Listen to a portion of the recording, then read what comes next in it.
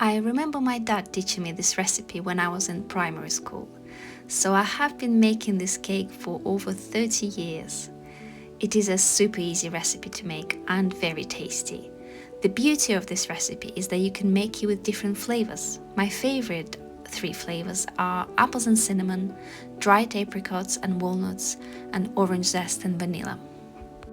Today I will be making it with apples and cinnamon, and the ingredient list is easy to remember. A glass of sugar, a glass of flour, 2 eggs, 2 apples, a teaspoon of baking powder and 1/4 teaspoon of salt. The glasses I am using are standard 250 ml. As you can see, I am using less than a full glass of sugar, which is 120 grams. I'm using unrefined golden caster sugar. It has a slightly caramelized flavor, but you can use any sugar you like and adjust the amount of sugar you use to your taste.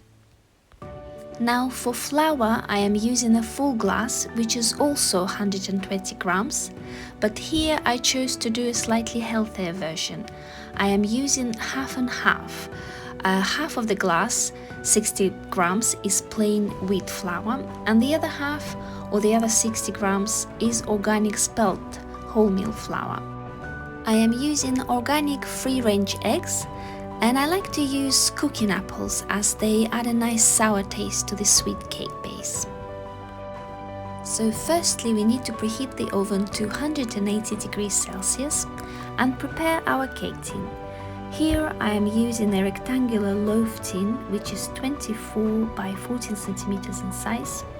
I use butter or coconut oil to grease the tin and add non-stick grease-proof paper.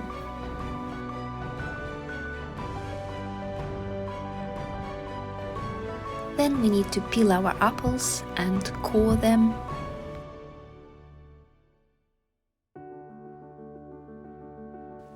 Then slice them into thin pieces. Sometimes I cut them into cubes, it doesn't really matter. To make the cake batter, I usually use a tall 1 liter beaker from my hand blender set. First we need to whisk the 2 eggs.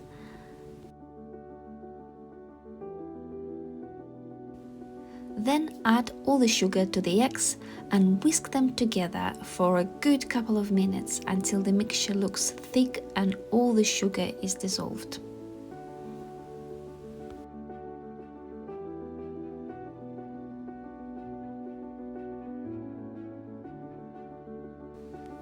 Add the salt and the baking powder to the mixture and start adding the flour little by little, blending everything together, but making sure we don't overdo it.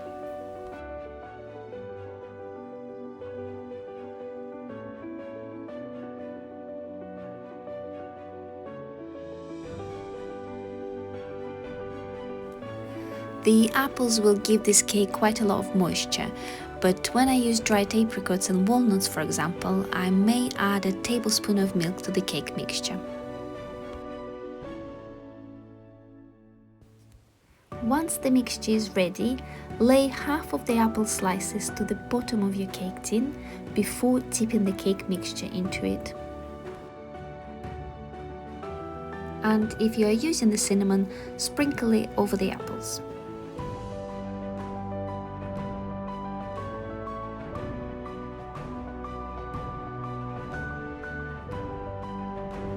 Lay the other half of the apple slices on top, but bear in mind, if you are planning to write something on top of this cake, it is probably wiser to leave the middle without any apples, so the surface is flat.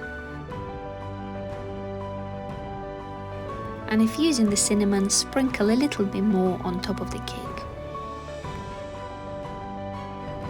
And cook it in a preheated oven for about 35 minutes. To make the royal icing, first we need to sieve 200 grams of icing sugar.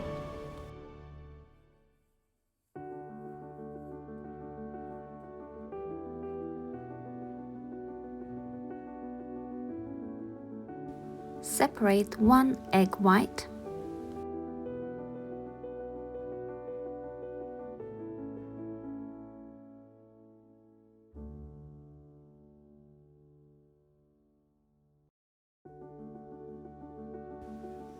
Whisk the egg white and then add a teaspoon of lemon juice.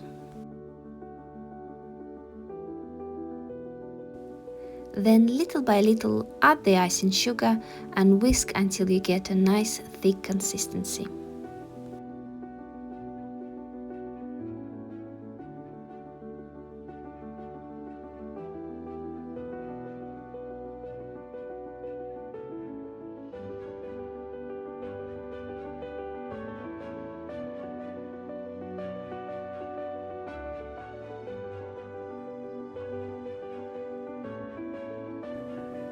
My cake was ready in 35 minutes, but check with a wooden cocktail stick by pricking the cake to make sure the batter is nice and dry inside.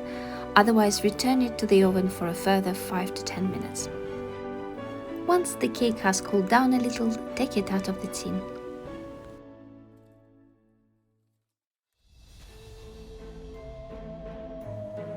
I made this cake for a Halloween party at my daughter's Saturday school, so I wanted to make it in a Halloween theme. As this cake is rectangular shape, it reminded me of a coffin, so I decided to draw a skeleton on it. It would have been a little easy if I didn't put the apples in the middle of the cake. Also, I'm not great at drawing, so if you have any tips, please add them in the comments to this video.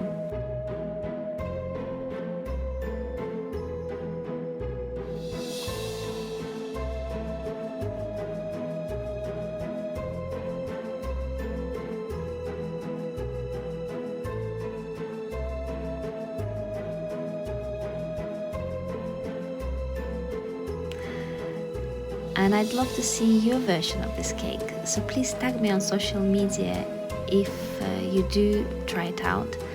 I'd love to know what you think of it.